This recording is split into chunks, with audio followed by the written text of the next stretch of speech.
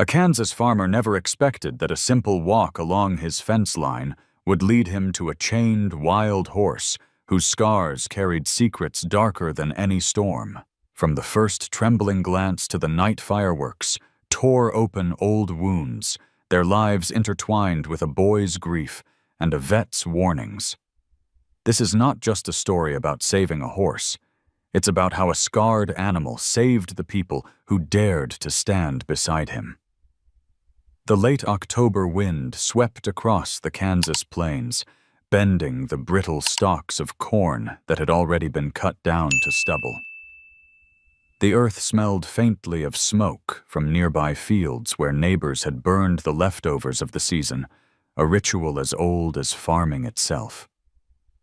Ethan Walker adjusted his worn cap, boots crunching on the dry soil as he followed the fence line at the far edge of his property. At 52, the farmer's back was still straight, though his shoulders carried the weight of years, and his eyes had the haunted distance of someone who had lost more than a harvest. For Ethan, the routine of walking his land was a kind of meditation.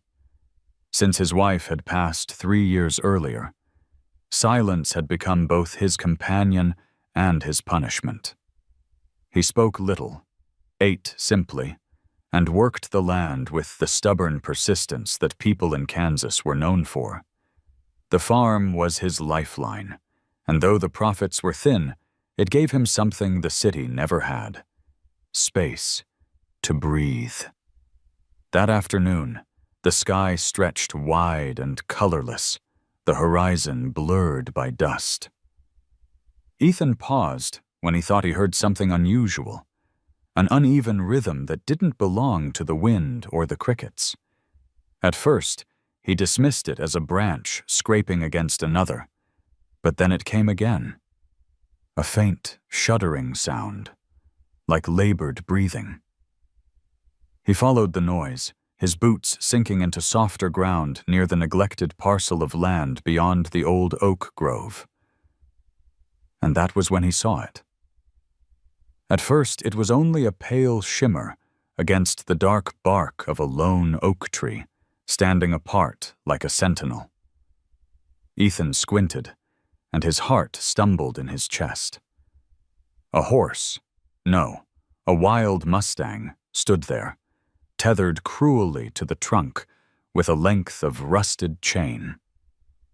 Its coat, once white, was dulled by dust and streaked with sweat. The animal's head hung low, its flanks heaving, foam crusting around its lips. Ethan froze, not out of fear, but out of shock. He had seen injured animals before, calves trapped in barbed wire, stray dogs limping on broken legs. But this was different. There was a stillness in the horse's posture that was not natural, not free. It was the stillness of defeat. He stepped closer, careful, his breath catching when the Mustang lifted its head.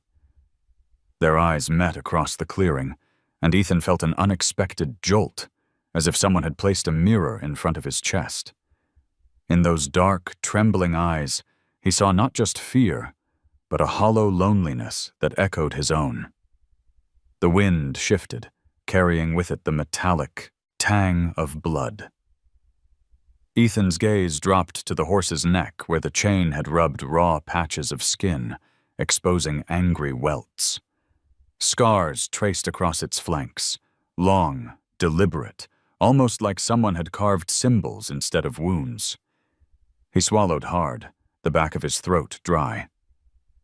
"God Almighty," he whispered, his voice rough with disbelief. "What happened to you?" The Mustang flinched at the sound, pulling against the chain with a sharp clatter of links. Its nostrils flared, and for a moment Ethan thought it would collapse from the effort.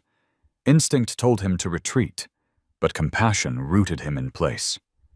He raised both hands slowly, palms open, the universal gesture of surrender. "It's all right," he murmured, his words carried on the wind. "I'm not here to hurt you." The horse's chest rose and fell in ragged bursts. Its ears twitched, torn between panic and exhaustion. Ethan took another cautious step, his boots sinking into the earth softened by years of neglect. The chain creaked, and the horse tossed its head, foam flecking the air. Every scar, every shiver cut into Ethan's heart. He thought of his wife in the last days, her hands frail, her breathing shallow, the way she had looked at him as though asking for a rescue he couldn't give. That helplessness had carved its own scar across his soul, and here it was again, staring back at him from a creature bound to a tree. He crouched slightly, lowering himself to make his presence less threatening. The horse blinked, one step back from collapse. Ethan's eyes softened, his voice barely above a whisper. "You shouldn't be alone like this. No one should." For a moment, the world around them seemed to hush. The rattle of corn stalks faded, and the clearing was suspended in a silence that felt sacred. Then, the Mustang released a sound, half snort, half sigh, as though something inside it recognized the truth in his words. Ethan didn't move closer. He simply remained there, steady as the old oak, letting the horse see that he wasn't a threat. The chain gleamed in the fading light, cruel and heavy, a reminder of someone else's choice to hurt what should have been wild and free. He knew he couldn't walk away. The last rays of sun cast long shadows across the clearing, and Ethan, with a breath that trembled more than he would admit, said softly to the horse, "I'll call you Ash, because that's what you look like."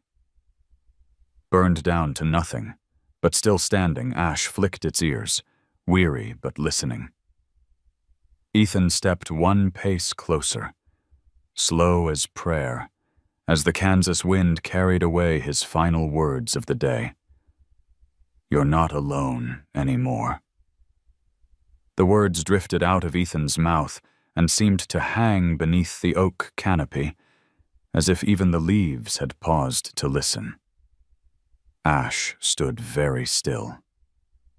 The Mustang's ears moved like twin needles, stitching uncertainty to hope, forward, then back, then forward again. In the glass, dark eyes, Ethan saw a depth that books and sermons had never given him, an old, aching wisdom. He didn't step closer.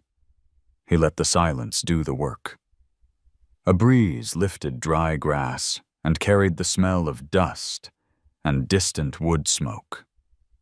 From the county road, a truck rattled past and faded, leaving only the soft knock of chain against bark whenever Ash shifted weight.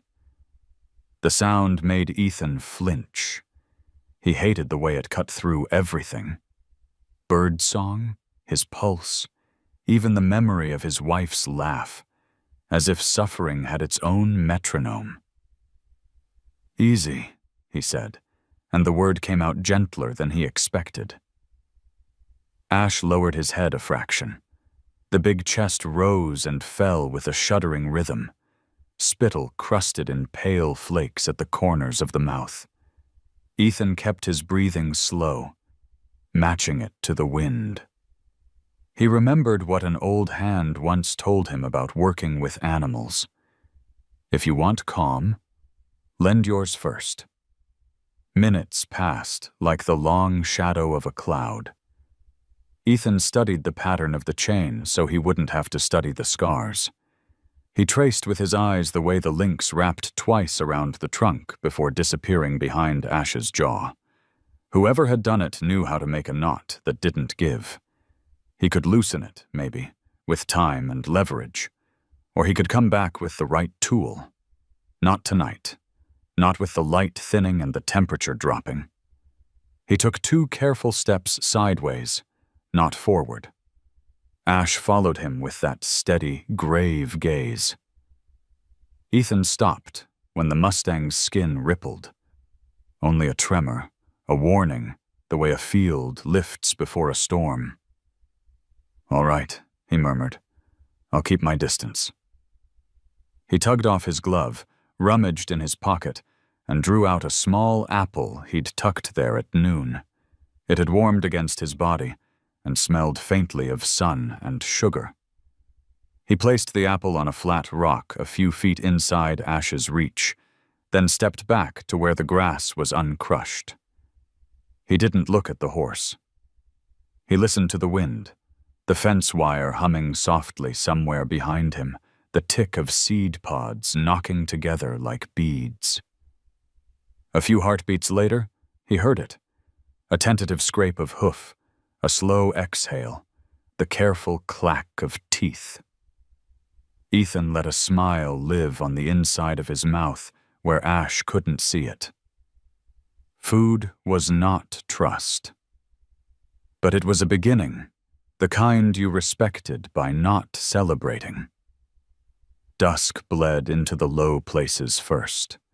The oak trunk darkened to iron, and the Mustang's white coat lost its edges until Ash became a pale shape, stitched to the tree by shadow. Ethan checked the sky. He knew better than to work blind with metal and a frightened animal. He also knew better than to leave a living soul alone without water. "I'll be right back," he said, words meant for himself as much as for Ash. And he walked the fence line to the gate. He didn't turn his back. He angled away like a man easing his way out of a hard conversation. At the truck, he found the blue plastic bucket he used for mineral, supplements, and a coil of nylon rope.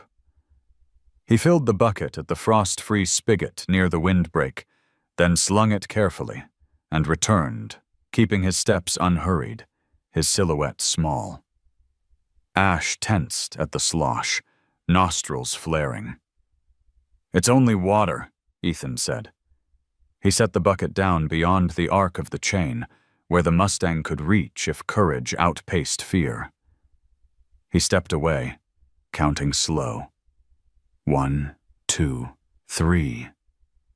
At 7, Ash moved. The first sip was almost ceremonial. Lips touching, lifting away, touching again. Then the dam broke, and the horse drank deep, eyes half closed, as if the taste of clean water could rinse the day out of its bones. Watching, Ethan felt a pressure ease behind his ribs. The farm would need him up before dawn.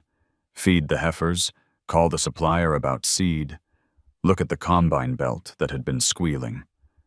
But all of it fell into a quiet, second place.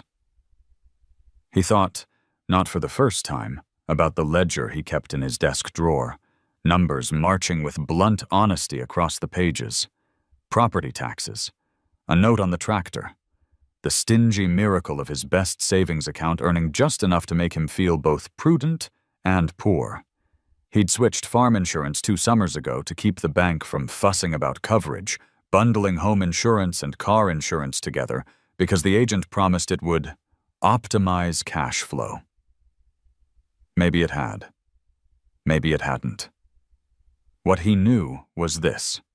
Some choices, though expensive, were simple. Bring water. Bring patience. Come back tomorrow with help. He walked the perimeter of the clearing once, memorizing the ground. There were 2 obvious paths in, both rutted. No fresh boot prints he could see, but the soil was hard, the kind of baked clay that refused to confess.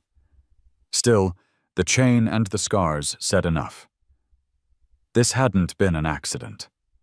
Someone had claimed a wild thing and decided pain was a kind of handwriting. "Whoever you belonged to," he said softly. They were wrong. The Mustang lifted its head from the bucket and blinked at him over the rim. A crescent of water glistened on the lower lip before falling soundlessly back. Evening had finished its work. The world around them was violet and thin. Coyotes yipped somewhere beyond the north pasture, a sound as old as the plains, and Ash's ears swung toward it, then back, the way a soldier keeps two clocks running in the same room. Ethan eased to the base of the oak and leaned his shoulder against it, leaving 3 good yards of air between himself and the horse. The bark pressed into his shirt like a memory of hard work. He felt the day settle over him and thought of the house waiting. 1 mug on the counter, 1 chair pulled out, 1 quilt folded neatly but never warm. He remembered, as clearly as he remembered the layout of his fields, the night the doctor said there was nothing left to do but comfort. He had poured coffee he didn't need and sat on the edge of the bed, counting her breaths the way he now counted Ash's. After, the house had made a new sound. Not silence, not grief, but the small echo of a life moving around the space where another life used to be. "You look like you know that sound," he said. "Maybe that's why you didn't run." A star appeared, and then another.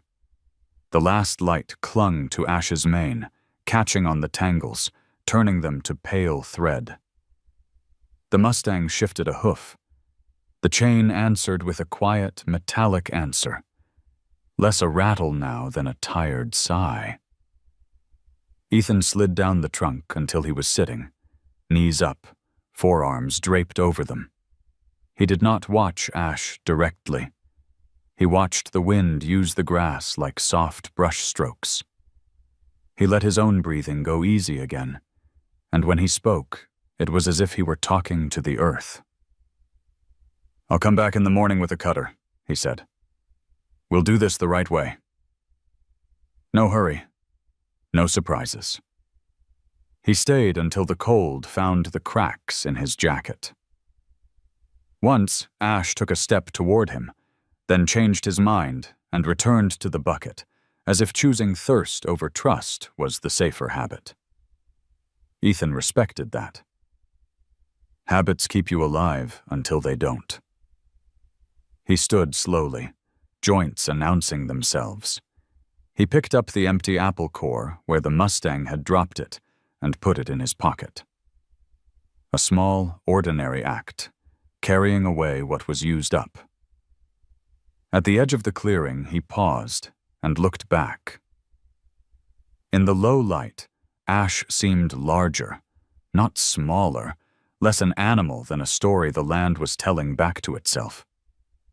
Ethan tipped his cap, a farmer's quiet salute, and walked out into the dark, following the fence line by feel. At the truck, he sat with his hands on the wheel for a long minute before starting the engine. He didn't turn on the radio. He let the night fill the cab like a benediction. When he pulled into the yard, the porch light caught the dust on his boots and turned it silver. He rinsed the bucket and set it by the door.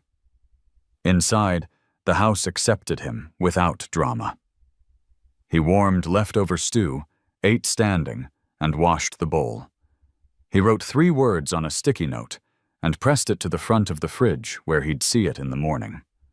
Bolt cutter. Rope. He added, after a moment's thought, another line. Call Grace.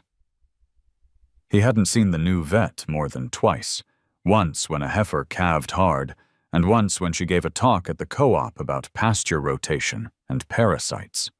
She spoke like someone who believed information was a form of kindness. He respected that too.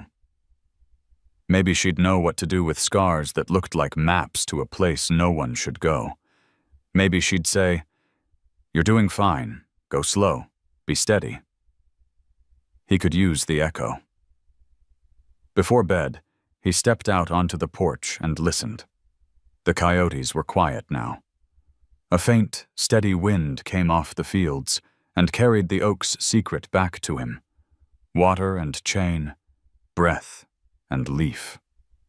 He closed his eyes and pictured Ash exactly where he'd left the Mustang. He didn't let his mind write other possibilities. Worry was a plow that turned the same furrow until you had nothing but dust. Sleep was clumsy, but came. He dreamed of stubble fields washed clean by rain, of a white horse walking out of fog, of a hand, his, lowering a chain into grass and letting it vanish there, swallowed by the earth like any other old thing given back. When the alarm went off at 5, the dream didn't shatter. It dimmed and waited. Ethan brewed strong coffee and drank it black, while the horizon thought about light. He put the bolt cutter in the truck bed next to a folded blanket, a halter he wasn't sure he would need, and the blue bucket. He called the vet's office and left a message that was nothing but the facts and a time.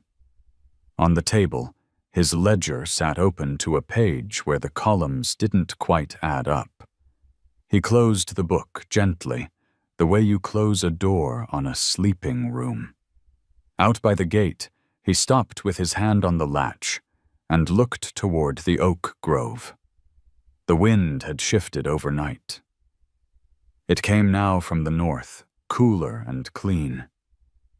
He imagined Ash lifting his head at the same moment, ears turning to a familiar sound. Boots, careful on frosted grass. He imagined the water, a small coin of light inside the bucket. He imagined the chain, old and stubborn, ready to argue, ready to lose. He smiled, a private thing, and said it again, this time to the morning. Today, he promised. The chain comes off. The dawn came pale and cold, as if the sun were hesitant to rise over Kansas that morning. Ethan Walker drove the old pickup along the fence line, the bolt cutter rattling in the truck bed, the blue bucket rolling slightly with each bump. The air smelled of frost and dry earth, a blend of endings and beginnings. He sipped from the coffee thermos wedged beside him, its bitterness grounding him more than the caffeine ever could. At the edge of the grove, he cut the engine and listened. Birds stirred in the branches, cautious notes like questions. Beyond them, silence. Then, faintly, the familiar rhythm. Ash breathing, uneven but alive. Relief swept over Ethan so sharp it almost hurt. He stepped out, boots crunching in frost, and walked toward the oak tree. Ash was still there, head lifted, ears pricked. The Mustang had drunk the water, the bucket tipped on its side. Dried mud crusted its muzzle where it had nosed the ground for any leftover moisture.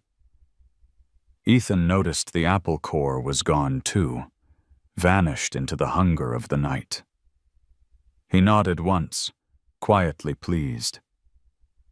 "Morning," he said, his voice low, respectful, as if entering a church. The Mustang stamped a hoof, the chain answering with its cruel rattle. Ethan's jaw tightened. He set the bucket down, filled now with fresh water, and laid the folded blanket on the grass. Then he lifted the bolt cutter, its steel jaws glinting in the new sun. Ash flinched, muscles quivering, and Ethan froze. "It's not what it looks like," he murmured. "This one's here to help," he said. Knelt, making himself smaller, placing the tool on the ground within reach, but not raising it again. Patience had always been his currency. On the farm, with the seasons, with grief. He let the quiet stretch until the Mustang's eyes softened just enough for him to breathe again. Moving carefully, he traced the line of the chain to where it bit into bark. The links were thick, rust seeping into the grooves, sharp edges biting at Ash's skin. It was no ordinary tether. This had been made for confinement, not care. He positioned the cutter over the first link and paused.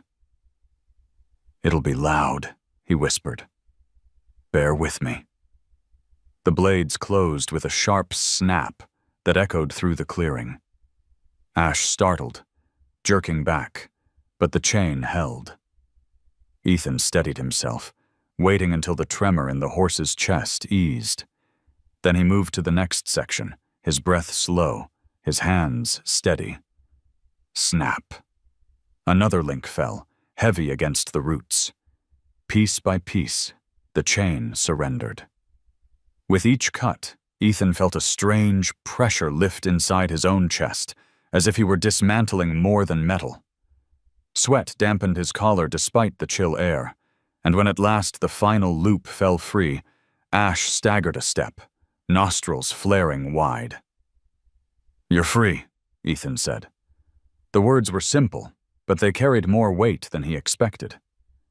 He stepped back, lowering the cutter, letting the horse decide. Ash didn't bolt. The Mustang stood trembling, head high, as though the open space around its neck was too vast to comprehend. For a long moment, it simply breathed, the chain coiled uselessly on the ground like a shed skin. Ethan stayed still. He knew freedom could be frightening. He had lived through that truth himself. When his wife died, people told him he was free to rebuild his life, to move forward. Instead, he had felt unmoored, exposed to winds too strong to face. Freedom wasn't relief. It was bewilderment. And in Ash's hesitation, he saw the same storm. At last, the horse stepped forward, one careful hoof on the grass beyond the oak's shade. Another step followed, cautious but certain. Ethan let his breath go, a quiet exhale of gratitude. The Mustang walked a slow circle, then stopped to look back at him. That look struck Ethan harder than the chain's bite had. "Don't thank me," he said softly. "Just live." The morning sun broke clean over the horizon, washing the clearing in gold. Ash's coat caught the light, pale and raw where scars crossed the skin. Some were long-heeled, silvery against the hide. Others were fresh, still angry. Ethan couldn't ignore them. These were not marks of the wild. They were deliberate, intentional. Symbols, perhaps, or numbers. He felt his stomach twist. He crouched, fingertips brushing one of the fallen links. The rust stained his skin red-brown, like dried blood. Whoever had done this hadn't simply tied a horse for convenience. They had meant it as punishment, or worse, as ownership. Ash lifted his head suddenly, ears swiveling toward the horizon. Ethan followed the gaze, but saw nothing. Only endless fields, distant fences, the shimmer of heat beginning to rise. Still, the Mustang's tension unnerved him. Animals didn't react without reason. He tucked the bolt cutter under his arm, gathered the chain into a loose pile, and decided to leave it hidden. Better not to advertise what had been done here. He backed away slowly, never turning his back, until he reached the truck. Ash remained by the oak, poised between retreat and curiosity. Before climbing in, Ethan lifted a hand. "I'll come back." With help. The drive home felt different, the fields unfamiliar, as though he were carrying an unspoken secret heavier than steel. In town, he would need supplies, more oats, better tools. And he would need to call Grace Miller, the vet. Her voice at the co-op meeting had stayed with him. Calm, precise, but kind. She might understand the meaning of scars shaped like letters. Back at the farmhouse, Ethan unloaded the chain onto the barn floor. The sound echoed through the beams like thunder. He covered it with an old tarp, unwilling to leave it where curious eyes might wander. Then he wrote again in his notebook. Ash. Scars patterned. Ask Grace. The rest of the day blurred with farm chores, feeding cattle, checking irrigation lines, but every task felt muted, like shadows of themselves. His mind circled back to the clearing, to the image of Ash stepping free, yet looking back, as if asking what freedom meant now. That evening, when the sun bled red across the horizon, Ethan found himself back on the porch, staring toward the grove, though it was miles away. He felt something loosen inside him, a thread pulling taut, then breaking. He whispered into the dusk, "Tomorrow, we start again." And though the words faded into night, he knew Ash carried them too. Ethan Walker had never been a man of noise. His neighbors often said they could set their watches by his routine. Lights on before dawn, tractor engine turning at first light, porch dark by 9 o'clock at night. Silence had been his companion long before his wife's passing. But now it pressed heavier, filling corners of the house that once rang with laughter or the hum of an old radio she loved to keep on. In that stillness, Ethan found both refuge and ache. He had learned to live inside it, to measure his days not by what was said, but by what was done. The morning after he cut Ash free, Ethan walked his farm as he always did. He checked the troughs, scattered feed for the heifers, and tested the fences for weak spots. Yet every step felt different, as if the rhythm of the land had shifted with the snap of that rusted chain. His hands carried out their work, but his mind lingered on the oak grove, wondering whether Ash was still there, or had vanished into the wide sweep of the plains. At breakfast, he set 2 mugs on the counter before catching himself. He placed one back in the cupboard. It was an old habit that refused to die, the small act of reaching for her mug, the one with faded sunflowers. He ate in silence, the scrape of the spoon against the bowl the only sound. The quiet pressed harder that day, demanding his attention. He had lived with loneliness, but Ash's dark eyes had unsettled the balance. They had spoken back to him, reflected something he thought only humans could share. By mid-morning, he was back at the barn. The pile of chain lay beneath a tarp, hidden but not forgotten. Ethan stared at it, as if it could answer questions. Who had left Ash like that? What purpose did those carved scars serve?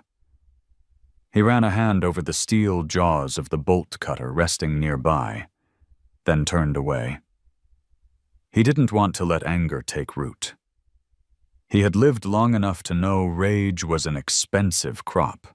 It grew fast and consumed everything around it. Instead, he poured himself into small tasks. He replaced worn boards in the chicken coop, oiled the squeaking hinges of the gate, and swept the dust from the workshop. Work was language to him, each task a sentence, each completion a period.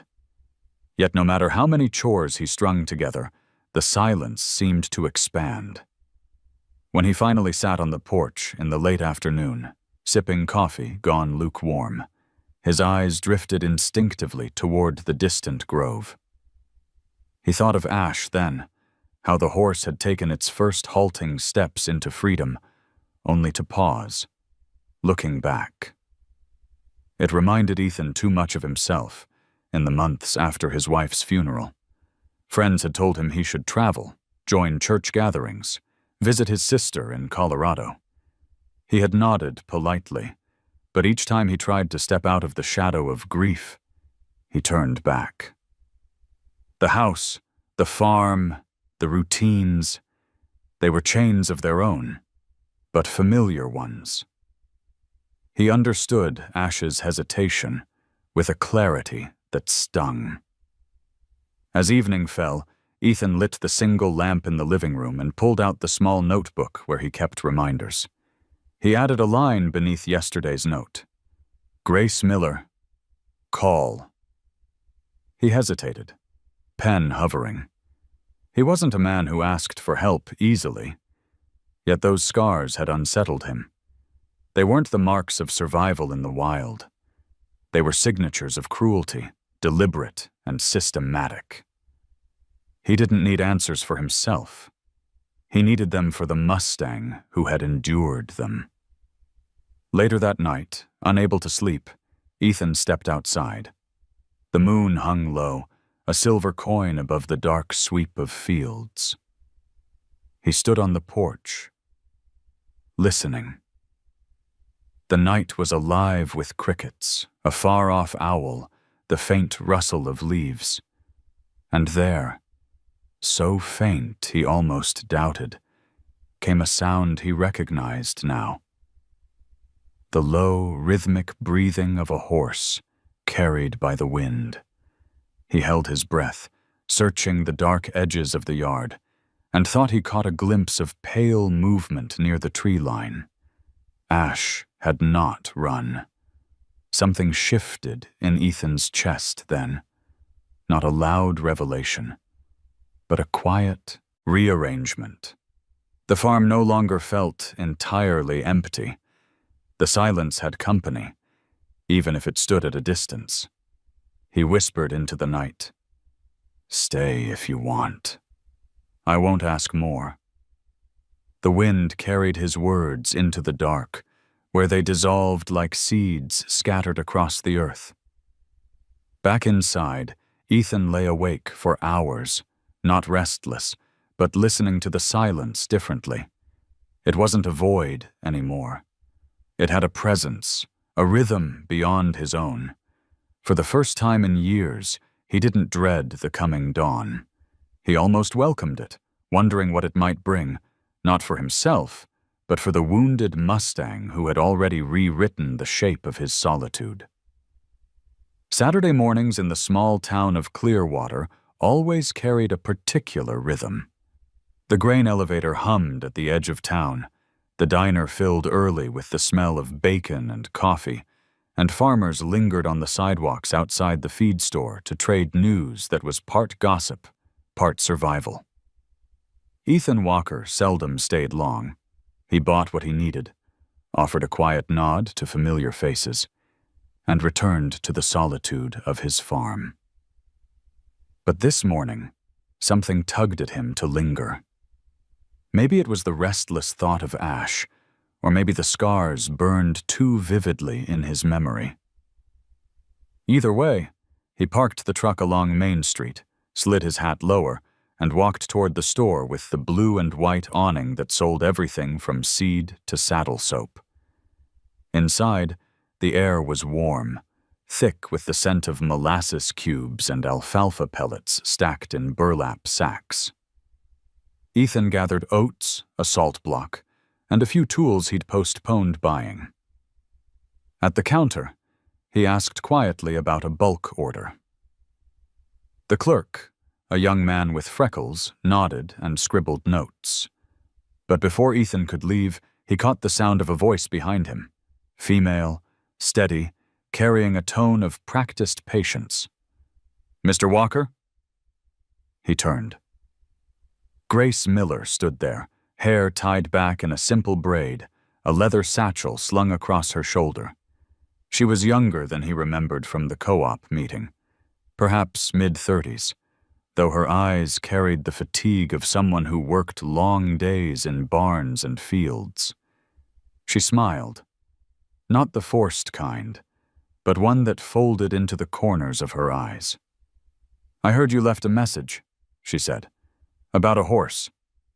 Ethan hesitated.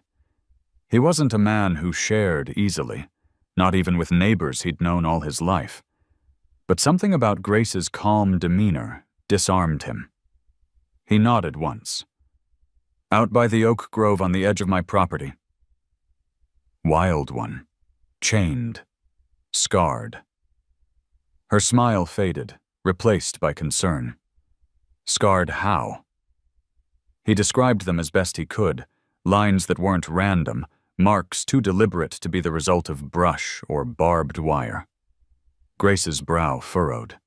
She had seen injuries of all kinds, but her silence told him these were different. "I'll come out this afternoon," she said. "I want to see for myself." As they spoke, Ethan noticed Sheriff Tom Hardy push through the door. Tom carried himself with the easy authority of a man who had been in uniform for decades, his badge dulled by wear, his hat settled like it belonged there. He greeted a few locals, then spotted Ethan and Grace. His expression shifted to curiosity, then caution. "Morning, Ethan." "Grace." "Sheriff," Ethan said, his voice low. Tom stepped closer. "I couldn't help overhearing. You found a horse out by your grove?" Ethan didn't answer right away. The sheriff had been his friend once, but grief and time had loosened the bond. Still, he respected the man's integrity. "Yes," he admitted. "Chain around its neck. Didn't look like an accident." Tom's eyes narrowed. He leaned against the counter, voice lowering. "There have been rumors. Illegal races, out-of-state money. Nothing proven, but if your horse has scars the way you describe, it may be tied to something ugly." Grace crossed her arms. "Then we need to act quickly. That horse needs medical care. It's malnourished, exhausted, traumatized." The sheriff looked between them. "Ethan, you understand. If what you've found is connected, whoever left it there might come back, and they won't like seeing their property in someone else's hands." Ethan's jaw tightened at the word property. "It's no one's property," he said. Tom nodded slowly. "I don't disagree. But men who see animals as profit don't care about what's right. Keep your eyes open." The conversation shifted to other matters, but Ethan's mind was no longer on the store or the oats stacked at his feet. He pictured Ash, standing alone near the oak grove, skin scored by symbols only cruelty would carve. He imagined headlights cutting across the pasture at night, strangers searching for what they believed belonged to them. The thought filled him with quiet dread and a stubborn resolve. When he returned to his farm, the day had stretched wide and hot, the wind carrying the dry smell of cut hay. He stored the supplies, then stood on the porch, staring toward the grove. From this distance, he couldn't see Ash, but he felt the horse's presence. He thought of Grace's promise to come that afternoon, and Tom's warning that danger might follow. He spoke aloud, though no one could hear. "If they come for you, they'll have to come through me." The words lingered, carried off by the wind across the stubble fields. Inside, Ethan brewed another pot of coffee, his hands steady, his mind sharper than it had been in years. He had lived quiet for too long. Now, with Ash tethered not by chains but by need, he understood. His silence was no longer enough. The afternoon sun burned low over the Kansas fields when Ethan heard the sound of bicycle tires crunching along the gravel road. He was standing by the barn, stacking the last of the hay bales he'd hauled from a neighbor's lot, when he saw the boy.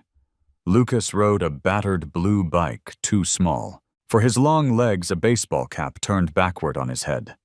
He braked hard at the gate, dust rising around him like smoke, and leaned against the post, breathing quick from the uphill stretch. "Mr. Walker," Lucas called, voice carrying the mix of boldness and hesitation only a teenager could manage. "You need help with those bales?" Ethan shaded his eyes, studying the boy. 14, maybe, with dark hair sticking to his forehead, and eyes too old for his age. He'd seen Lucas around before, running errands for neighbors, mowing lawns, hauling groceries for the diner. Always busy, always looking for ways to earn a few dollars since his father's accident last winter. The town still whispered about it. A truck jackknifed on the highway, a life gone too soon, and a boy left to fill shoes too large. "You don't owe me work," Ethan said. Lucas shrugged. "Doesn't mean I don't want it. Besides, Mom says I should keep busy." The boy set the bike against the fence and jogged over, hands reaching instinctively for the twine-wrapped bale Ethan was about to lift. They worked in silence for a while, Ethan guiding the rhythm, Lucas straining to match the weight. Sweat soaked through the boy's t-shirt, but he never complained. When the last bale slid into place, Lucas wiped his forehead with his sleeve and gave a grin too quick, too practiced, like he'd learned to use it as a shield. "You got animals I don't see?" Lucas asked, glancing around the quiet farmyard. Ethan paused, considering how much to share. At the grove, Ash still lingered. He hadn't taken Grace out yet, not with the heat pressing down and the Mustang's nerves stretched tight. "Not animals," Ethan said slowly. "One horse, wild, found him chained in the woods." Lucas's grin faded. "Chained? Like someone tied him up?" "Exactly that." The boy's eyes darkened, the grin gone. "That's messed up." Something in his voice told Ethan he knew more about being bound than he should at his age. He wondered how much of Lucas's grief was carried quietly, disguised in work and bravado. The boy leaned on the fence rail, staring out toward the grove. "Can I see him?" Ethan hesitated, then nodded. "Not too close." "He's skittish." They walked the field path together. The air smelled of sun-warmed earth and cut grass. At the edge of the grove, Ash stood in partial shadow, head lifting at their approach. The horse's coat gleamed dully in the slant of light, scars catching the eye like cracks in porcelain. Lucas stopped, breath catching audibly. "Whoa," he whispered. Ash snorted, ears flicking forward. The boy didn't move closer, only watched. His face softened in a way Ethan hadn't expected, eyes reflecting something more than curiosity. There was recognition there, an unspoken kinship. The silence stretched until Lucas spoke again, his voice quiet. "He looks lost." Ethan glanced at him. That's one word for it. Lucas stood straighter, shoulders squaring as if to prove himself. "I could help?" "Animals like me.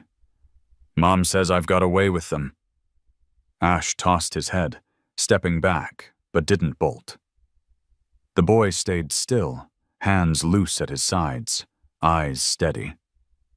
Ethan felt a shift in the air, a thread of connection weaving between the boy and the Mustang.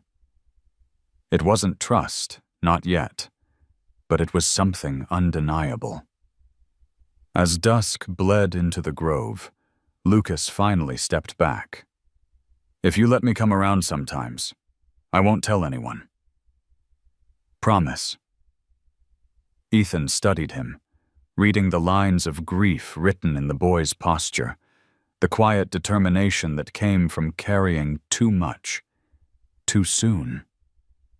He thought of how Ash had looked at him that first night, broken but unyielding, and he realized Lucas carried that same look.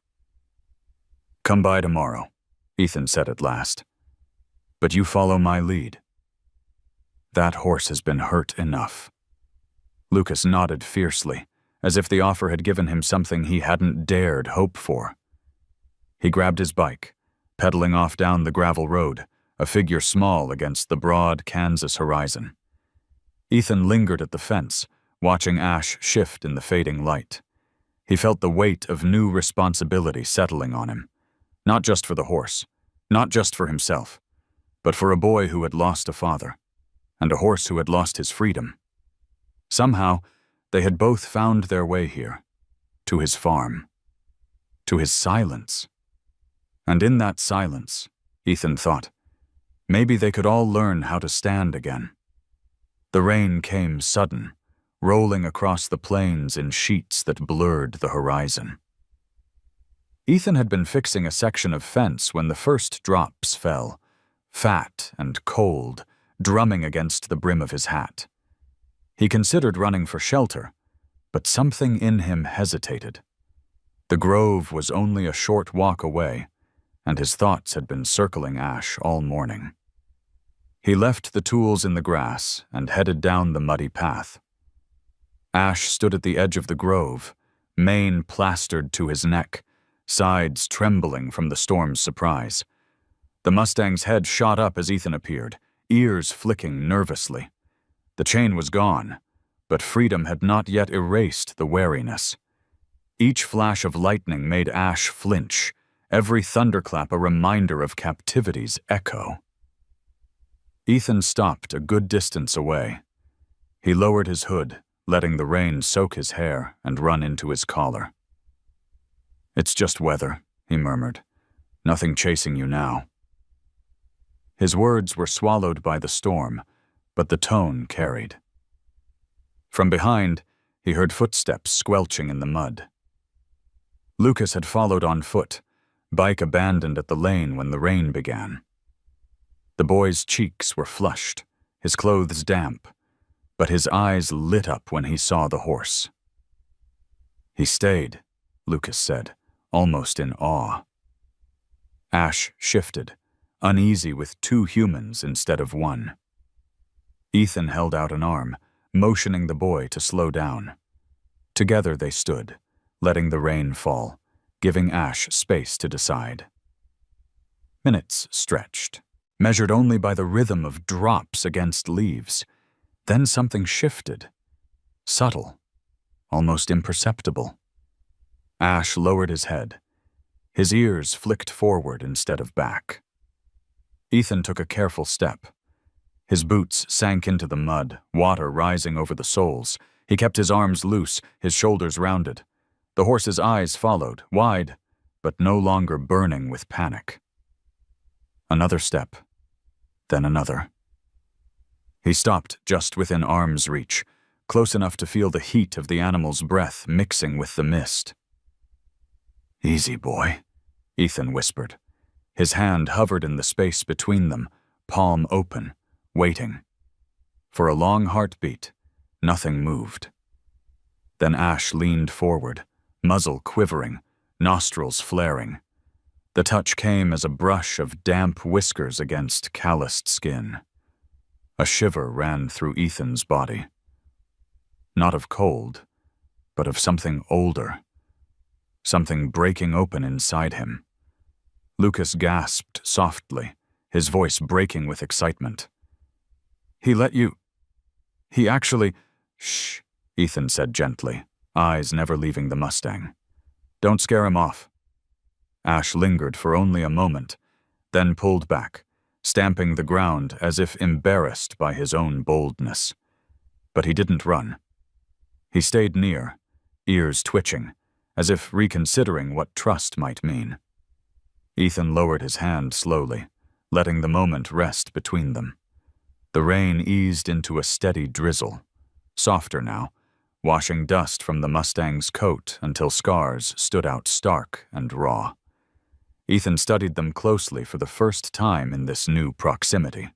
They weren't random. Some curved in deliberate arcs, others etched straight lines across muscle. Numbers, maybe. Symbols. A language of cruelty. His throat tightened.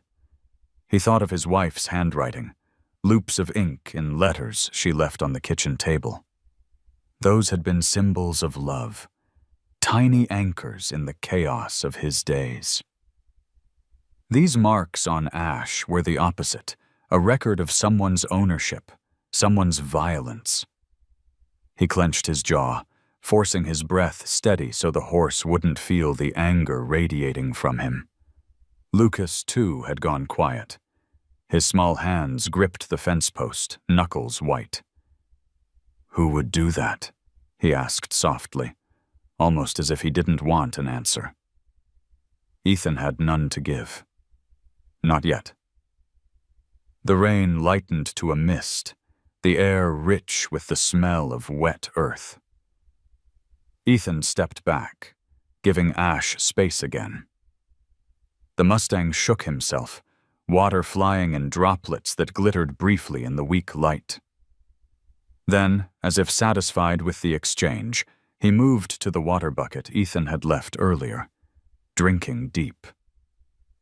Lucas turned to Ethan, his face shining with something between hope and awe. "He touched you. Next time, maybe me?" "Maybe," Ethan said, though his voice carried caution. Trust takes time. They walked back to the farmhouse together, boots squelching, mud streaking their legs. Lucas chattered softly, already planning the next visit, the next chance. Ethan half listened, his mind lingering on the brief touch, the electric recognition that had passed from animal to man. It had been years since he'd let himself feel something so immediate, so alive. That night, alone in the farmhouse, he dried his boots by the stove and sat staring at his hand. The skin there still seemed to hold the ghost of the Mustang's breath. He thought of how fragile the moment had been, how easily it could have broken. And he knew he had crossed a threshold, not just with the horse, but with himself. For the first time in a long while, Ethan whispered a prayer before bed. Not for answers, not for miracles, just thanks. For rain, for survival, for a horse who had chosen not to run. The following afternoon, the storm had passed, leaving the fields rinsed clean and the air sharp with the scent of wet grass. Ethan stood on the porch, boots still damp from the night before, watching a hawk wheel lazy arcs over the far pasture. His hand, still remembering the heat of Ash's breath, ached to reach again, though he knew trust wasn't something earned in a single touch. Patience was the only currency he had to offer. Grace Miller's old station wagon rattled up the gravel drive just past noon. She stepped out in mud-caked boots, carrying her leather bag, her braid damp from the lingering mist. She looked at Ethan with a question already in her eyes. "Where is he?" Ethan led her down the narrow path toward the oak grove. Lucas appeared halfway there, jogging from the lane with his bike thrown carelessly in the ditch. "I wanted to be here," the boy said, breathless. Ethan considered sending him home, but something in Lucas's gaze, an unspoken loyalty, kept him silent. Ash waited near the clearing, his coat still streaked with rainwater. When he spotted the small group approaching, his muscles tensed, but he did not bolt. Grace stopped several yards short, assessing with a practiced eye. "He's a Mustang," she murmured, "and a rare one." "White like that, out here?" Her words trailed off as she noticed the marks. Ethan had seen them in flashes, lines and arcs that seemed too deliberate, but Grace studied them with the scrutiny of a surgeon. She moved slowly around the perimeter, careful not to close the distance too quickly. Ash's ears tracked her every step, but his hooves stayed planted. "Look here," she said softly, beckoning Ethan closer. On the horse's flank, scars crisscrossed in jagged patterns. Some healed pale, others raw and red. Grace lifted a hand but stopped short of touching, out of respect. "These aren't accidents." They were carved. Repeatedly, Lucas's face went pale. "Carved? You mean someone did this on purpose?" Grace nodded grimly. "Yes, and not randomly. See these angles? They're almost symmetrical, here. It looks like a number. And this, like a symbol." Ethan's chest tightened. The idea that someone had turned pain into a language filled him with quiet fury. "Why?" he asked, though the word came out rougher than intended. Grace hesitated before answering. "I've heard stories. Illegal races, sometimes fights, horses marked for betting. They're given identifiers carved into their hides so gamblers know which one is theirs." Lucas clenched his fists, his jaw trembling. That's sick. Ethan kept his voice steady for the boy's sake, though his own thoughts churned. He remembered the sheriff's warning in town, whispers of out-of-state money. Now the rumors had a body, a witness scarred with proof. Ash snorted and shifted, uneasy with the sudden intensity in their posture. Grace stepped back, lowering her tone. He's been through hell. But he's standing here. That says something. The three of them lingered, watching the Mustang graze cautiously near the edge of the clearing. Every movement revealed another scar, each one like a paragraph in a story no one wanted to read. Ethan felt the weight of it pressing on him, not just as a farmer or caretaker, but as a man who had known loss etched into his own life. His wife's absence had been invisible, but it had carved him all the same. Lucas finally spoke, his voice tight. He shouldn't have to carry that alone. Grace looked at the boy with surprise, then at Ethan. He's right. But healing isn't about erasing. It's about what comes after. Ethan nodded slowly. He thought of the long nights after the funeral, the silence that had almost swallowed him whole, and how simply surviving each dawn had been its own rebellion. Maybe that's what Ash was doing now, surviving, even when marked. As the sun dipped lower, Grace packed her bag, her expression still shadowed by what she had seen. I'll bring salve for the wounds that are still fresh. We can ease the pain, though the scars will stay. Ethan looked once more at the Mustang. Ash had lifted his head, meeting his gaze across the distance. The horse's eyes were deep, not pleading, not accusing, only bearing witness. Ethan tipped his hat slightly, an acknowledgement of their shared truth. On the walk back, Lucas kicked at the wet earth, his voice low. Mr. Walker, we can't let them take him back, can we? Ethan didn't answer right away. He thought of the chain hidden under the tarp in his barn, the sheriff's warning, Grace's grim analysis. He thought of Ash's scars and the weight they carried. Finally, he spoke, voice rough but steady. Not while I've got breath in me.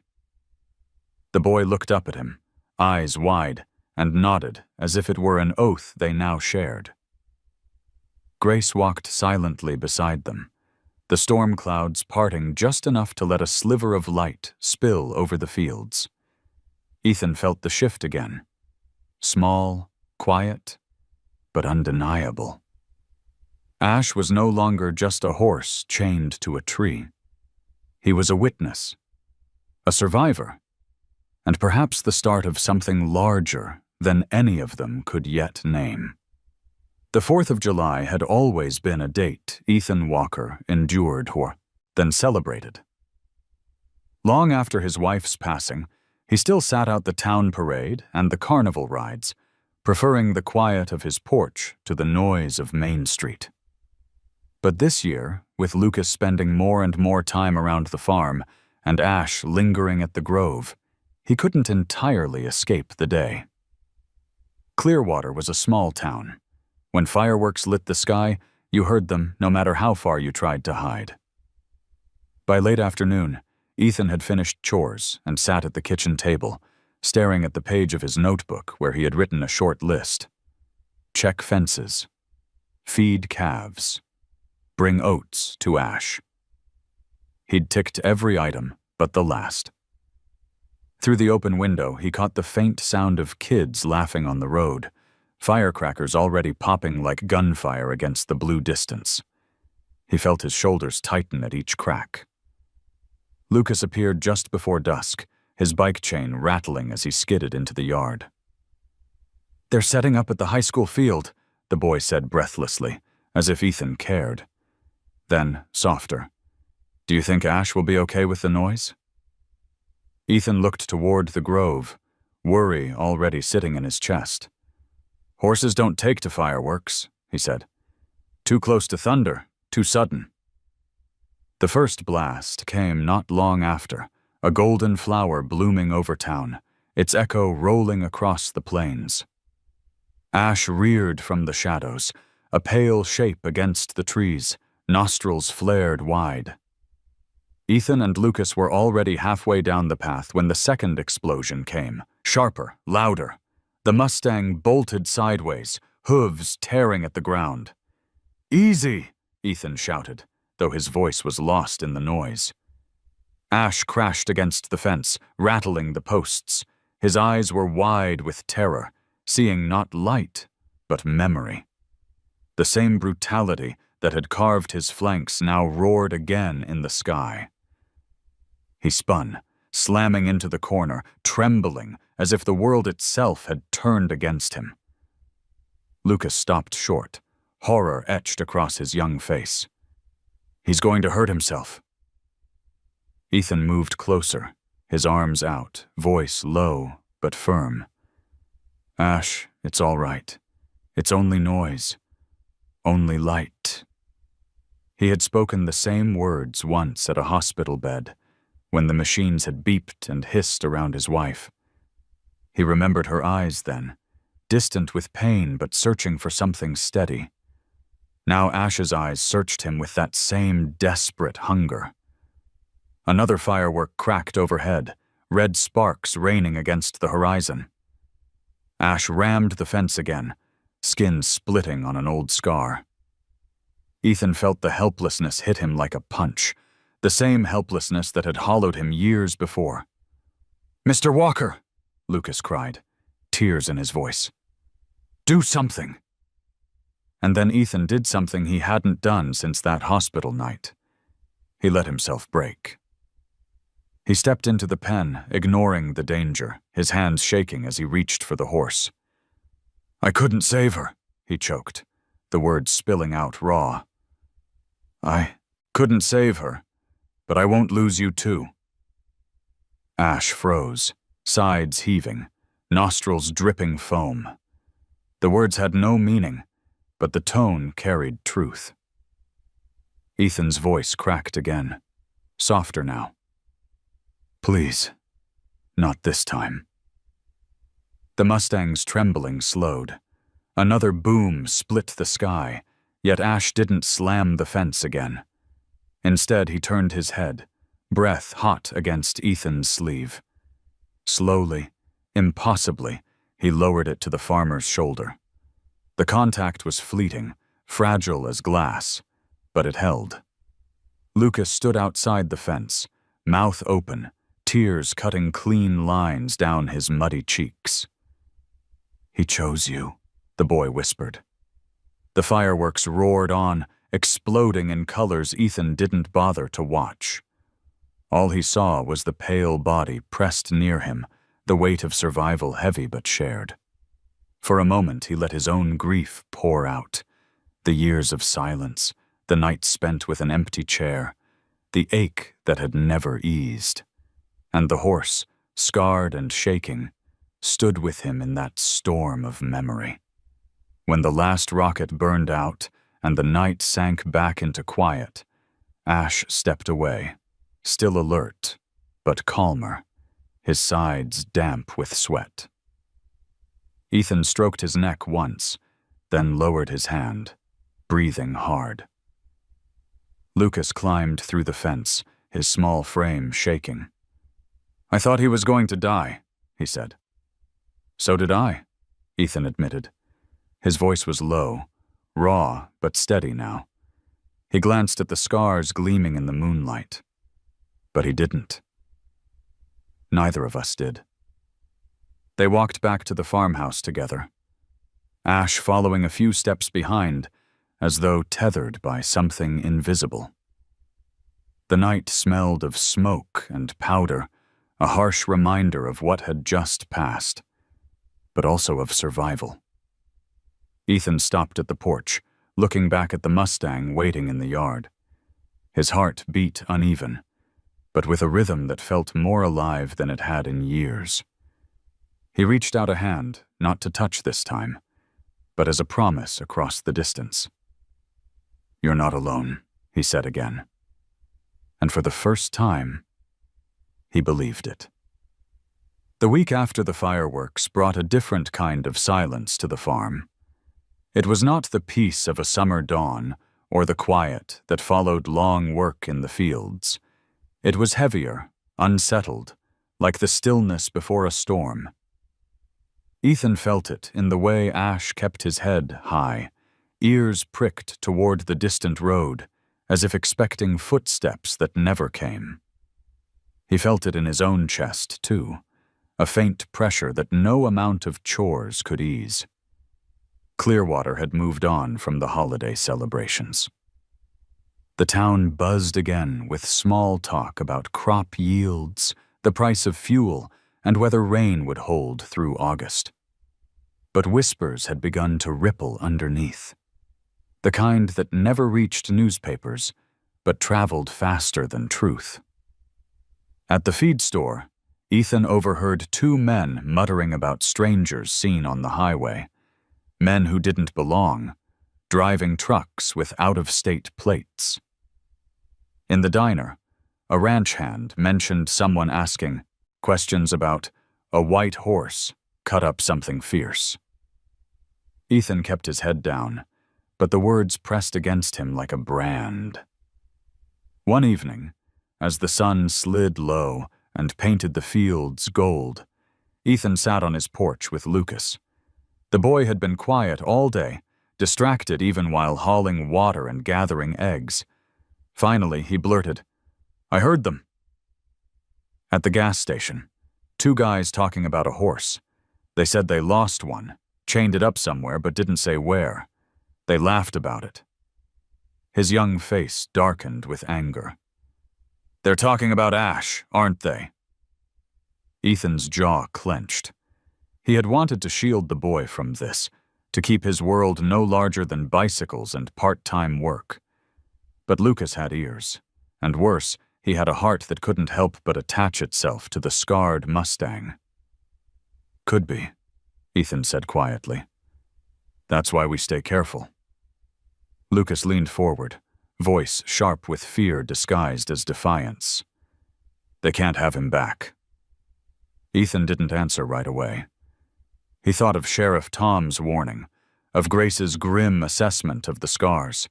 Whoever had done this to Ash wouldn't stop because of a fence line or a farmer's stubbornness. They were shadows with money and cruelty behind them, and shadows always came back for what they thought belonged to them. Later that night, Ethan couldn't sleep. He found himself on the porch again, rifle leaning against the wall, eyes scanning the tree line. The cicadas sang loudly, drowning out subtler noises, but every crunch of gravel, every snap of a branch twisted his stomach. Ash stood near the barn, a pale sentinel under the moon. The horse seemed to feel it too, that invisible weight pressing from the dark. The next morning, Grace arrived with more salve for Ash's healing wounds. She noticed Ethan's tired eyes and frowned. "You're keeping watch, aren't you?" "Someone has to," he said. Grace shook her head. "You can't do this alone forever. If the people behind those scars come looking, they won't just knock politely." Ethan looked toward the grove where Ash grazed. "Then let them come." Her expression softened, a mix of admiration and worry. "Stubborn as a fence post," she muttered. "But don't mistake stubborn for invincible." That evening, while Ethan repaired a gate on the south pasture, Lucas came running, face pale. "Truck!" he gasped. "Down the road!" Two men. They stopped and looked at your fields. Ethan wiped sweat from his brow, forcing his voice steady. "You sure?" Lucas nodded fiercely. "Didn't recognize them." Out-of-state plates. Ethan felt the old instinct rise, the one he thought he'd buried after years of working the land instead of fighting its battles. He had been a man of routine, of crops and cattle, of silence. But shadows had returned to his farm, and with them came a truth he could no longer ignore. Ash wasn't just a wounded animal needing shelter. He was a target. And anyone who came for him would find Ethan standing in the way. That night, Ethan laid the rifle across his lap and sat on the porch until dawn, the barrel cool in the early air. He didn't want violence, didn't even like the feel of the weapon in his hands anymore. But he had already chosen to keep the Mustang safe, chosen to keep Lucas's fragile hope alive. When the sun finally broke the horizon, Ash lifted his head from grazing and looked directly at Ethan. It wasn't fear in the horse's eyes this time, nor was it trust. It was something harder to name. An understanding, as if both man and animal knew the road ahead would not be quiet. Ethan nodded once, his voice low but firm. "We'll be ready." The call came just after sunrise. Sheriff Tom's voice on the line was clipped, his tone carrying the weight of unwelcome news.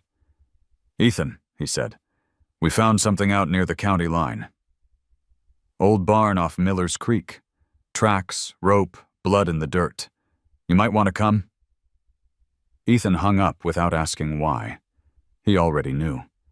The shadows circling Ash had left a trail. Whether out of arrogance or carelessness, someone had used that barn, and if Tom wanted him there, it meant the matter was close enough to touch his life. He saddled his truck with rope, a lantern, and a coil of quiet determination, then drove the rutted road with Lucas beside him. The boy had refused to stay behind. The barn appeared as a skeleton against the horizon, its roof sagging, boards weathered gray by years of storms. It sat in a hollow surrounded by scrub oak, half hidden from the road, the kind of place you could scream inside and no one would hear. Tom's cruiser was parked by the fence, dust coating its flanks. Grace's station wagon was there too, her bag leaning against the wheel. Inside the barn, the air stank of mildew, rust, and something harsher, fear soaked into wood. Broken planks littered the ground. In the center, a crude ring of trampled dirt bore witness to violence. Ethan saw ropes frayed from struggle, dark stains where hooves had struck, and the outline of a gate that had been reinforced with chain.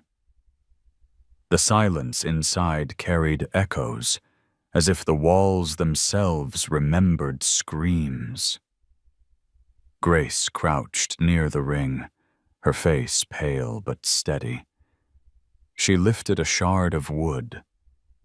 It bore grooves, fresh ones, sharp and deliberate. "They tied animals here," she said, "worked them until they broke." Lucas hovered near the doorway, his young shoulders stiff.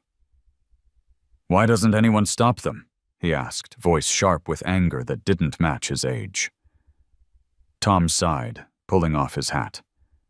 "Because shadows move faster than law. By the time we get a warrant, they vanish.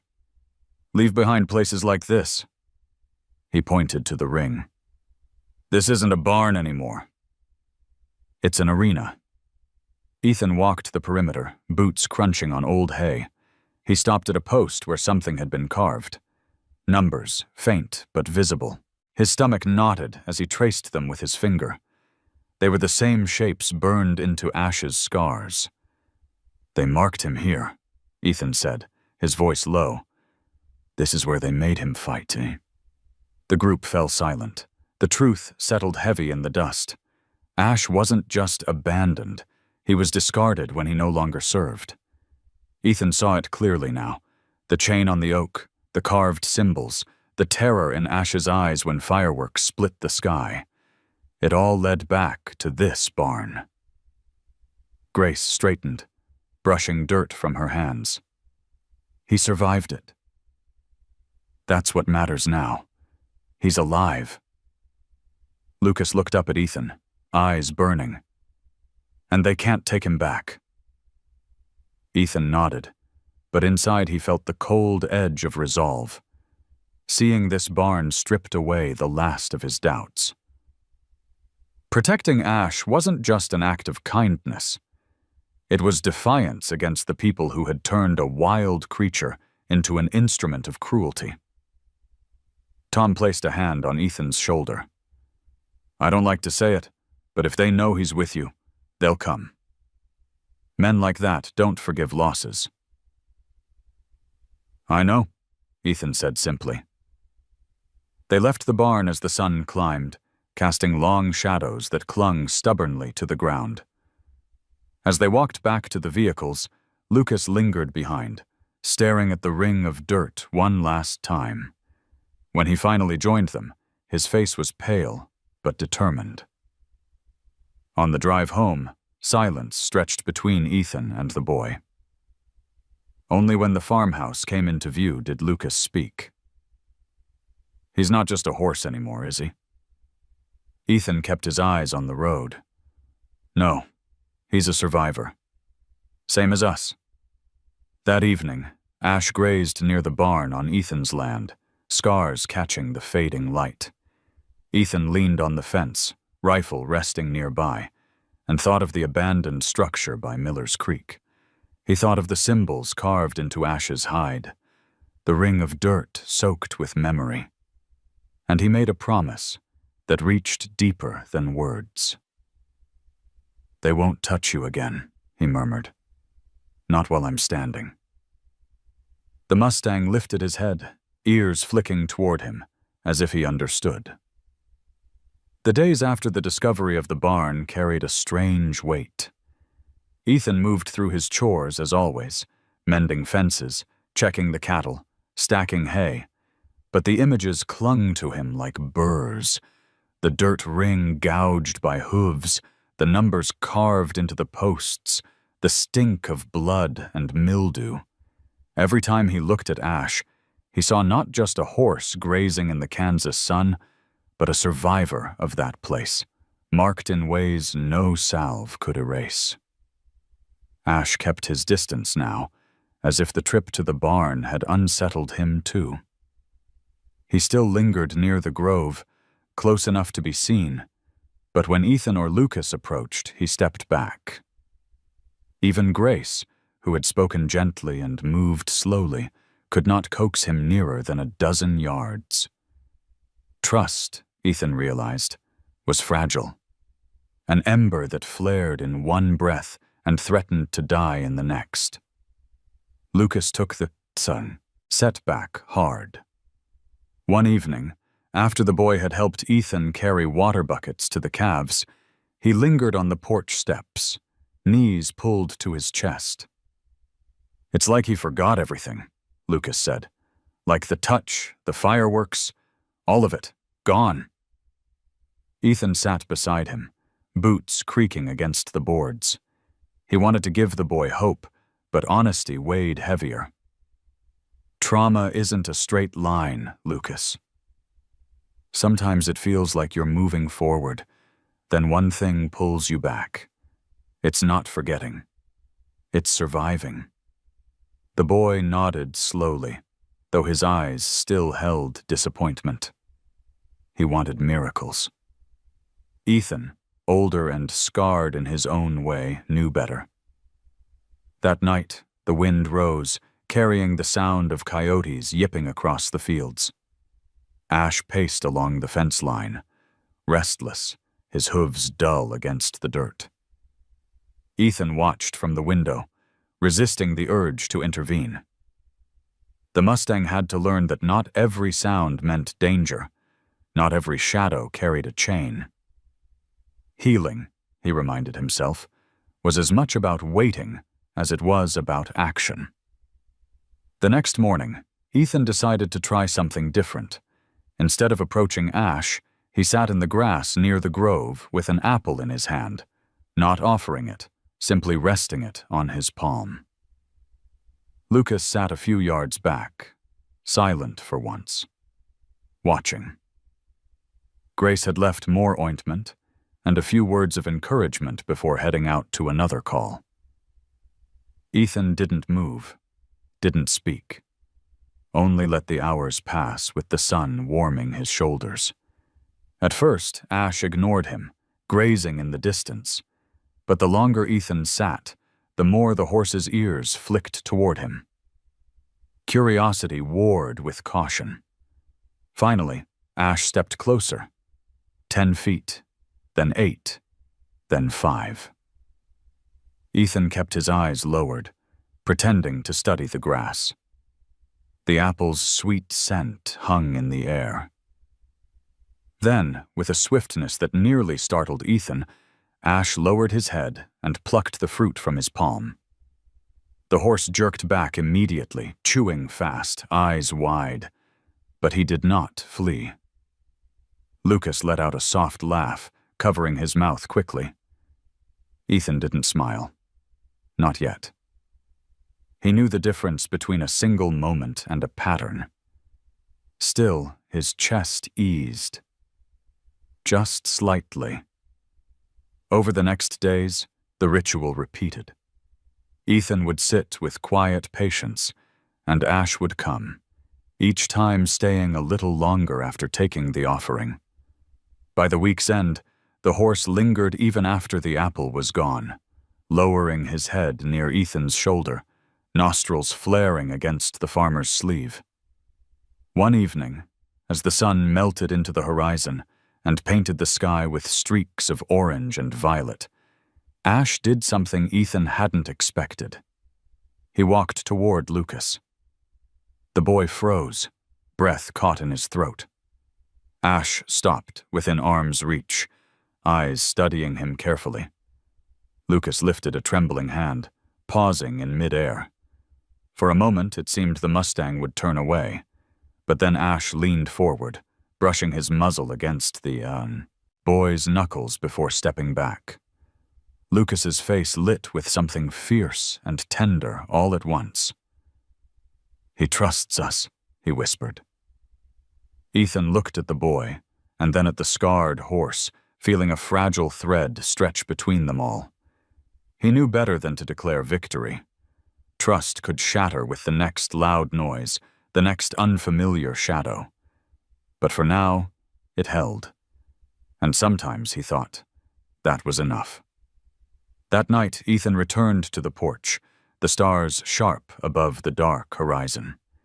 He leaned on the railing, listening to Ash move in the pasture, the soft thud of hooves, the steady rhythm of breathing.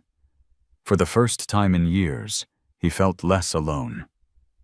Fragile, yes, but not alone. He whispered into the cool night air, a vow carried only by the crickets and the breeze. "We'll keep building." No matter how many times it breaks, Ash lifted his head, ears flicking toward the sound, and Ethan felt the fragile trust flare again, faint but real, like a candle refusing the dark. The morning broke clear and pale, the kind of light that made the fields shimmer like they were brushed with silver. Ethan woke before his alarm, though he had not slept deeply. The habit of rising with the sun was so deeply etched in him, it was as steady as his heartbeat. He brewed coffee, the bitter steam filling the kitchen, and stepped onto the porch with the mug warming his hands. For a long while, he simply listened. The hush of grass bending under dew, the low murmur of cattle beyond the far fence, the faint buzz of insects beginning their daily song. He looked toward the grove, as he did every morning now. Ash was there, but not in the distance as usual. The Mustang stood closer, grazing along the fence line, his coat bright against the dawn. Ethan froze, hardly daring to breathe. He had grown used to watching the horse from afar, their fragile bond measured in steps carefully given and taken. But this morning, the distance was already gone. Lucas arrived not long after, his bike skidding to a stop in the yard. The boy's hair stuck out from under his cap, his face lit with excitement. "He's near the house," he whispered, as though afraid loud words might undo the miracle. Ethan only nodded, eyes fixed on the Mustang. Together they walked slowly toward the fence. Ash lifted his head at their approach, ears twitching, but he did not retreat. Instead, he took one deliberate step forward, then another, until he stood just a breath away, steam rising from his nostrils in the chill air. Ethan set his mug carefully on the fence post. His hand trembled slightly as he reached out, palm open. The horse leaned in, warm breath curling against his skin, then pressed his muzzle firmly into Ethan's rough palm. The touch was no accident, no fleeting brush. It was choice. Lucas let out a gasp of wonder. "He chose you again." Ash's ears flicked, then he shifted, stretching his neck to nudge Lucas's shoulder. The boy's eyes widened. He raised his hand slowly, and this time the Mustang didn't shy. Lucas's fingers brushed along the damp curve of Ash's jaw. For a moment, the three of them stood together in the quiet morning light, a circle bound not by words, but by presence. Grace arrived later with supplies, her station wagon kicking up dust on the lane. She stopped short when she saw the scene. Ash standing calm at the fence, his head lowered between man and boy, as if the three had been born to share the same space. "Well," she said softly, her smile carrying relief and pride, "looks like progress to me." Ethan didn't answer. He was afraid that speaking might break the spell. Instead, he ran his hand down Ash's neck, feeling the ridges of scars beneath the damp coat. Each line was a history, a wound written in flesh, yet the horse stood steady, unflinching, as though he had finally decided to let someone share the burden. Grace eventually moved forward, her voice calm. She examined Ash with careful eyes, noting the fading wounds, the weight returning to his frame. "He's healing," she murmured. "More than I hoped this soon." She glanced at Ethan, then Lucas. And not just on the outside. When she left, the yard returned to stillness. Ethan sat on the porch with Lucas perched beside him, both sipping from cups of coffee and cocoa, watching Ash graze nearby. The boy spoke first, his voice low. "It feels different now. Like he belongs here." Ethan looked out across the fields, then at the horse. Belonging was a word he hadn't allowed himself for years, not since the house grew too quiet and the routines became his only company. But as Ash lifted his head, meeting his eyes across the yard, Ethan felt the word take root in him too.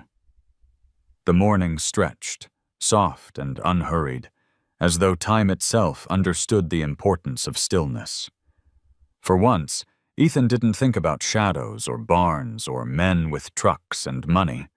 He thought only of this fragile peace, the quiet morning, the boy beside him, the horse who had stepped willingly into their circle. And deep in his chest, something shifted, fragile, but certain. It wasn't hope, not yet. But it was close.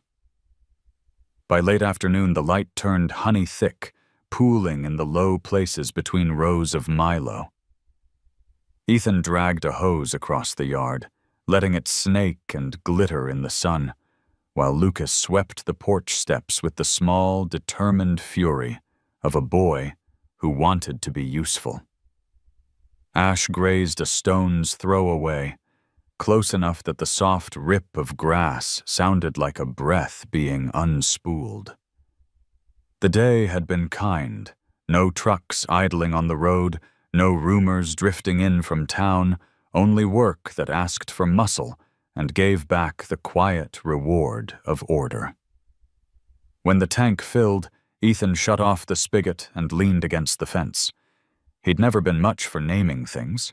The cattle were numbers, the fields were compass points, even the storms were filed as dates in a ledger, but the horse had insisted on being more than a fact. "Ash," he had said once, because dust and ruin felt honest. Now, with the sun layering silver along the Mustang's neck and the scars dulled to pale threads, the name sat wrong in his mouth, like a coat that no longer fit. Lucas hopped down the porch steps and came to stand beside him. "He keeps choosing the yard," the boy said, not hiding the awe in his voice. "Like he wants to stay close." Ethan nodded. "Close doesn't always mean safe," he said out of habit, but he heard the reflex in his own tone and let it pass. Safety was a kind of weather, welcome when it came, not something you could order from a catalog along with home insurance and a spare gate hinge. He watched the horse lift his head and stare past them toward the house. That gaze had changed things in him he hadn't had language for. Grief had taught him silence. The Mustang had taught him to share it. Grace's station wagon rolled up the lane, tires whispering on gravel. She hopped out with a small tub of salve and a practiced smile. "How's our patient?" she asked, then paused when she followed their eyes. "Closer every day," she said softly. "Good. That's good." They worked in a hush, Ethan holding a pan of warm water, Lucas standing steady with a brush, Grace's hands moving slow as prayer across a flank where the skin still felt tender. The horse flinched once, then settled, choosing stillness over flight. When they finished, Grace capped the salve and stepped back to look at the three of them, as if measuring a house frame for square. "He's mending," she said. "Outside and in." She glanced at Ethan. "You are too." He let the comment pass without defense. The truth didn't need arguing. Grace checked her watch, another call on the far side of town, and drove off with a wave that felt like a blessing. Evening slid in around them, blue deepening along the hedgerow and the first nighthawks cutting dark commas across the sky. Ethan fetched 2 apples from the kitchen and handed one to Lucas. "No talk," he said, not unkindly. "Let him decide." They stood with palms open. Ash came like a tide, cautious and certain at once, the heavy head swinging between them. He took the boy's apple first, crunching with the satisfaction of an honest meal, then turned to Ethan's hand and breathed, a warm fog curving into the old farmer's scarred palm. "Hey there," Ethan murmured. He didn't stroke the horse at first. He simply stood still and let the nearness do its work. The Mustang leaned a fraction, weight like a vow. A name rose in Ethan's mouth with the quiet inevitability of a truth that had been waiting its turn. He didn't plan it. He didn't test it. He just said it. "Haven." Lucas looked up. "What?" Ethan kept his eyes on the horse. "Not Ash anymore," he said, voice steadier than he felt. "He's earned something softer. Haven." The boy tried it out, tasting the word like a new road on, the tongue. "Haven." He grinned, and the grin didn't feel like armor this time. "Yeah. That fits." The Mustang flicked an ear, as if answering to a sound he'd never heard but recognized all the same.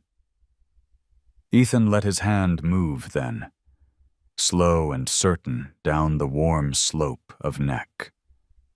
Haven stood for it, the big body loosening by degrees until the last of the day drained from his muscles and from Ethan's too. Naming didn't change flesh, but it changed the way a man held it in his mind. Ash was what had happened. Haven was what could be. They led no halter, asked no trick. They walked together to the shallow tank at the yard's edge. Haven drank, the ripples throwing back a small, starlit version of the sky that was coming. Crickets started their evening clocks. Somewhere a screen door clapped on a neighbor's porch, the sound carried on a wind that smelled faintly of cut hay and far-off rain. Lucas sat cross-legged in the dust, elbows on knees. "Do you think he remembers the barn?" he asked, voice careful around the word. "Memory's not a straight line," Ethan said. He thought of his ledger with its columns for outflows and inflows, of the envelope in the drawer that still held the last letter his wife had written, the one about refinancing the mortgage and maybe finally fixing the porch swing. He thought of the folder of policy papers, farm insurance, life insurance, that had outlived the woman they were meant to protect. Sometimes it's a circle. Sometimes it's a place. He looked at the horse. Sometimes it's a name you don't need anymore. The porch light came on by habit when the dusk settled, painting a warm square on the yard. Haven stepped into the edge of that light and stopped there, half gold, half blue. It made something ache sweetly in Ethan's chest, the way an old hymn found your throat without being asked. He remembered the night the chain dropped in the grove, the sick freedom of it. He remembered the fireworks, and the way the horse had pressed his head to a human shoulder and refused panic. He remembered the morning the animal stood at the fence and did not ask for permission to belong. The math of those moments added up to more than safety. It added up to home. "Welcome, then," Ethan said aloud, "to what we've got. To what we keep." Haven lowered his head and grazed at the porch step like a dog would nose a doorway. Lucas laughed softly. "He's going to stay, isn't he?" "Staying's a choice you make every day," Ethan said. "But tonight?" "Yes." They put away the brush and the bucket. Lucas pedaled home, his taillight blinking a small red heart down the lane. Ethan tidied the kitchen, wiped the sink dry like it mattered, and carried a blanket to the porch. He didn't plan to sleep outside, but he wanted the house open, the door unlatched, the light a little beacon. Haven lingered in that warm square, ears swiveling, content to be neither in nor out, just near when the night got truly dark, the kind that pressed against your ribs. Ethan sat on the step and let his mind walk through the rooms where absence had lived. The quiet used to echo. Now it answered. He thought of Sheriff Tom and his warnings, of Grace's steady hands, of a boy who needed a place to spend his summers being 14 instead of 40. He thought of the barn by Miller's Creek, and the circles carved into dirt to make pain into spectacle. He thought, finally, of his wife, and his throat tightened, not with the old panic, but with a gratitude as plain as bread. The world had taken, and yet here it was, giving back a little. Haven shifted closer until the soft heat of the Mustang stood like a wall at his back. Ethan leaned into it without thinking, and felt the animal breathe. He breathed with him, in, out. The same weather moving through two bodies. "Good night, Haven," he said. There was no tremor in him now, only a steadiness that felt earned. Rest. "We're all right?" The horse dozed standing, the way horses do. The porch bulb haloed them both and drew a few harmless moths to worship its warmth. Somewhere a freight train laid its low horn along the prairie and carried on. The farm slept. The name held. And for the first time since the hospital bed, Ethan let himself believe in a future that did not require forgetting the past.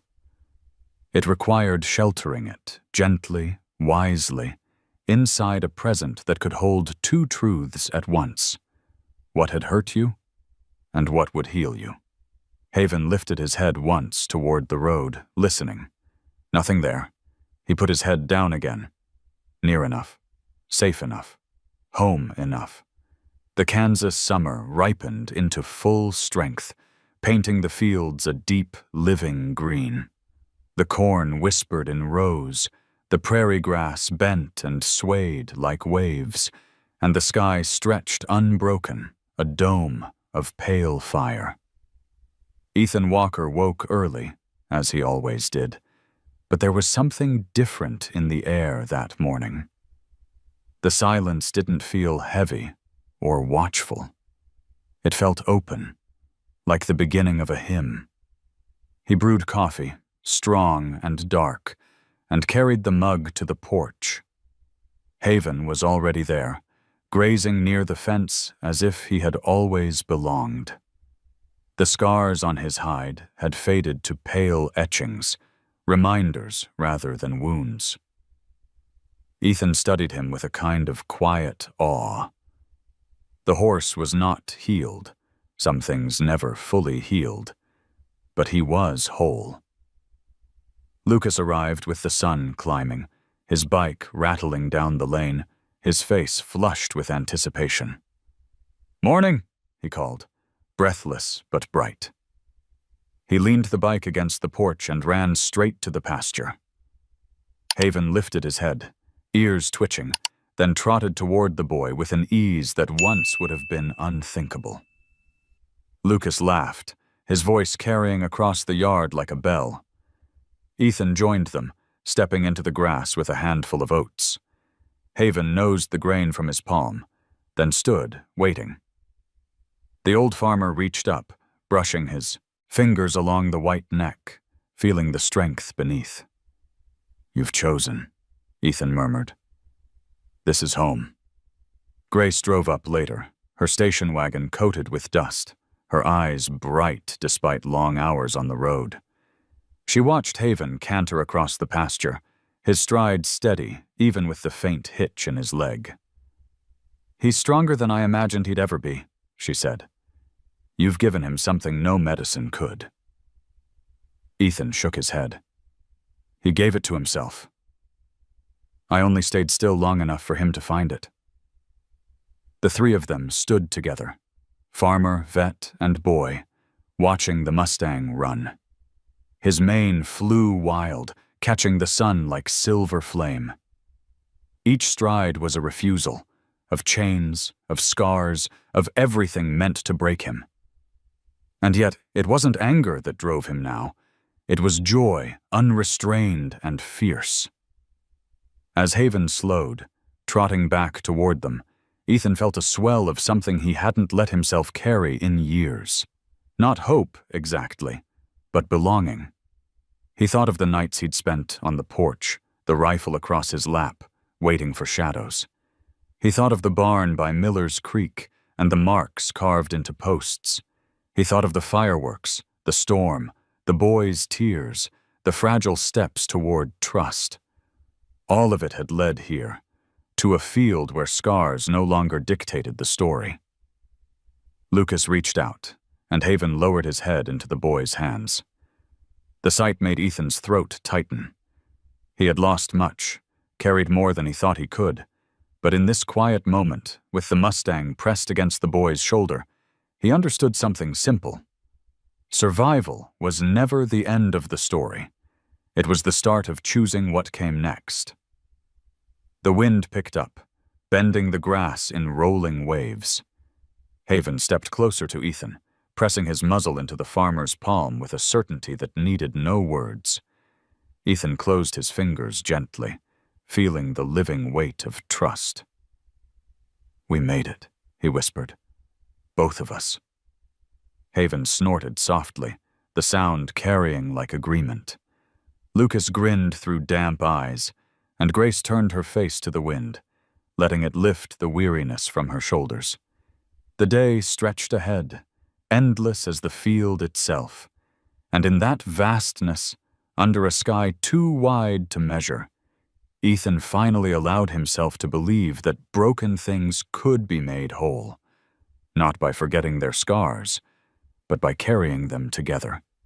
The horse grazed again, the boy laughed, and the farmer stood steady, the porch behind him and the endless field before him. For the first time in years, The silence on his farm wasn't heavy. It was full. And now, it's your turn. If this story touched your heart, just drop a simple comment, maybe 0 or 1, to let me know you were here, and that you felt it too. Don't forget to subscribe, because the next stories will take you even deeper into the bond between people and horses. Stories of healing, hope, and second chances that you won't want to miss.